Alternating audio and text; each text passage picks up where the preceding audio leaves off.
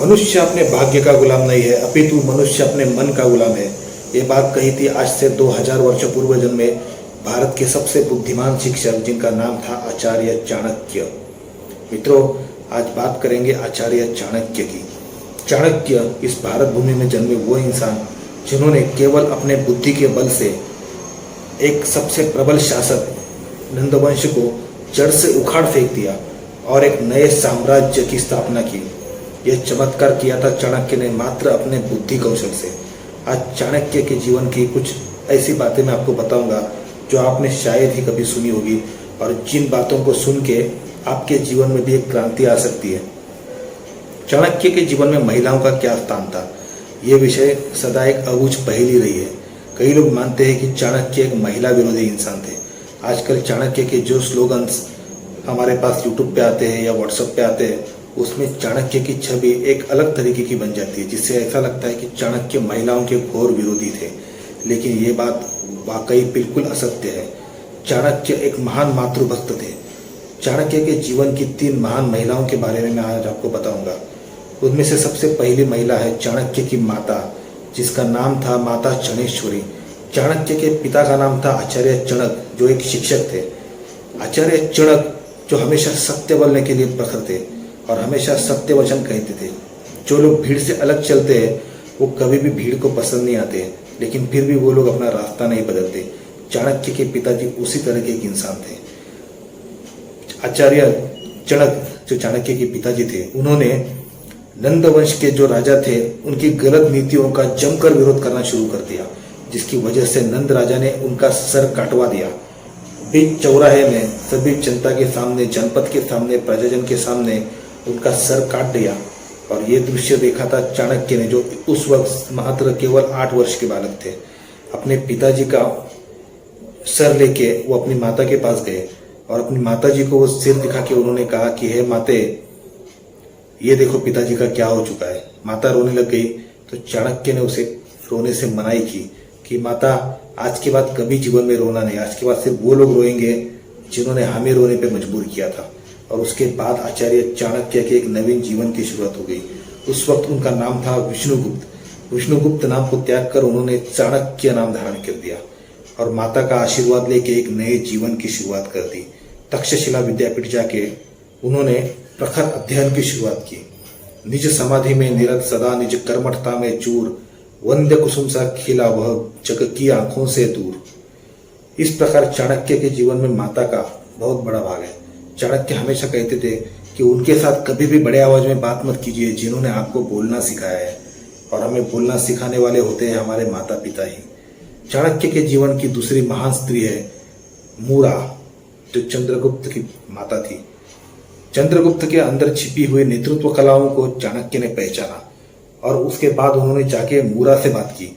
मूरा को उन्होंने कहा कि तुम्हारा बेटा यहाँ पर सोना होने के बावजूद भी मिट्टी है, मैं उसे अपने साथ लेके जाऊंगा। मैं करूंगा उसकी समस्त शिक्षा और दीक्षा का प्रबंध और उसे इस लायक बनाऊंगा कि आगे चलकर वह अखंड भारत का सम्राट बन सके। मूरा को लगा ये बात बिल्कुल उसे हजम नहीं हुई, क्योंकि ये एक असंभव सपना था जो चाणक्य उसे दिखा रहे थे। उन्होंने कहा कि आचार्य, आप मेरे से मजाक तो नहीं कर रहे? मेरा बेटा, एक मामूली चरवाहे का बेटा, क्या कभी सम्राट भी बन सकता है? चाणक्य ने कहा, माते, खुली आंखों से देखे गए स्वप्न ही जीवन को एक नया रूप प्रदान करते हैं। तो चाह कर तो देखो, चाहने से क्या नहीं हो सकता। और इसका पूरा जिम्मेदारी इसकी भी लेने को मैं तैयार हूं। तुम्हें बस करना यह है कि राष्ट्र हित के लिए अपने बेटे को मुझे सुपुर्द करना है। मित्रों, सोचिए कि एक माता से उसके इकलौते पुत्र को कोई मांग रहा है, एक आचार्य मांग रहा है, और उसे वो देते वक्त उस माता के हृदय पर क्या बीत रहा होगा। उस माता ने चाणक्य से भी यही कहा कि आचार्य, मैं इसके बिना जीऊंगी कैसे? तब चाणक्य ने उसे कहा, माते, निर्णय तुम्हें लेना है। या तो आम माताओं की तरह इसे अपने सीने से लगाकर जीती रहो, या चंद्रगुप्त के साथ साथ तुम भी इतिहास में अमर हो जाओ। और मूरा ने अपने बेटे को चाणक्य के हवाले कर दिया। चाणक्य ने उसे वचन दिया, माते, अखंड भारत में तुम्हारा बेटा तुम्हारे नाम से जाना जाएगा। मूरा का बेटा चंद्रगुप्त मौर्य। और उसके बाद चंद्रगुप्त को लेके वो निकल गए और तक्षशिला में जाके चंद्रगुप्त की शिक्षा और दीक्षा का प्रबंध उन्होंने किया और उसको अपनी पूरी ट्रेनिंग से इस लायक बनाया कि वो एक अखंड भारत का सम्राट बन सके। चाणक्य के जीवन की तीसरी स्त्री थी जिसका नाम था दक्षिता, आगे चल के जिसका नाम हुआ संगीनी और उसके बाद जिसका नाम हुआ मिहिका। इस कन्या का चाणक्य के जीवन में अपना ही एक महत्व है, इसे चाणक्य की मानस कन्या भी कह सकते हैं। और हकीकत में ये एक विष कन्या थी। दुनिया में विष कन्याओं का प्रचलन सबसे पूर्व चाणक्य ने ही किया था। आज बड़ी सी बड़ी संगठनाएं मोजार्ट या FBI जैसी संगठनाएं भी हनी ट्रैप के लिए महिला स्पाई का इस्तेमाल करती है। इसकी प्रेरणा उन्होंने चाणक्य नीति से ही ली है। तो जंगल में घूमते हुए चाणक्य ने देखा कि एक छोटी सी लड़की को कुछ गांव वाले मिलकर दंडित कर रहे, उसे मार रहे, पीट रहे। चाणक्य ने जाके उनको रोका और उनसे पूछा कि आप इसे क्यों मार रहे? तो उन्होंने कहा कि ये लड़की डायन है, ये जहरीले फल खाती है और सांप का जहर पीती है, इसे जीवित रहने का कोई अधिकार नहीं है, हम इसे मार देंगे। तो चाणक्य ने कहा इसे वही मार सकता है जिसने अपने खुद के जीवन में कोई पाप न किया हो। और सब लोग पीछे हट गए। उसके बाद चाणक्य ने कहा कि इसे दंड देने का अधिकार सिर्फ मेरा है और चाणक्य उस लड़की को लेकर निकल गए। चाणक्य ने उस लड़की के अंदर की प्रतिभा को पहचाना कि ये लड़की एक अव्वल दर्जे की विष कन्या बन सकती है और साथ ही ये लड़की जगत की पहली महिला गुप्तहेर भी बन सकती है।